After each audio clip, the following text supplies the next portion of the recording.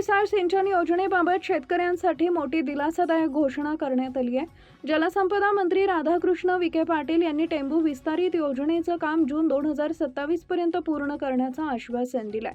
टेंभू योजनेसाठी 691 कोटी तर म्हैसाळ आणि ताकारी योजनांसाठी 919 कोटी रुपयांचा निधी मंजूर करण्यात आला असून 30 ते 40 वर्ष जुने पंप बदलून अत्याधुनिक पंप बसवण्याचं काम सुरू झाले असल्याची माहिती जलसंपदा मंत्री राधाकृष्ण विखे पाटील यांनी दिली आहे।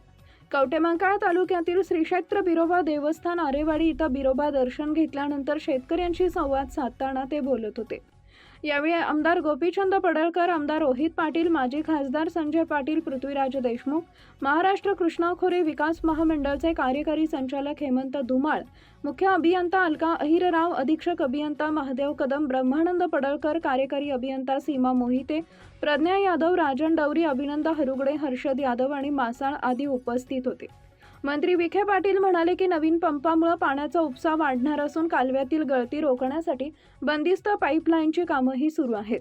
तसेच उपसा बंदीचे आदेश मागे घेण्यात आले असून उर्वरित मागण्यांवर पुढील आठवड्यात बैठक घेणार असल्याचं त्यांनी सांगितलंय। या निर्णयामुळे सांगली, सातारा आणि सोलापूर जिल्ह्यातील हजारो शेतकऱ्यांना मोठा फायदा होण्याची अपेक्षा व्यक्त केली जाते।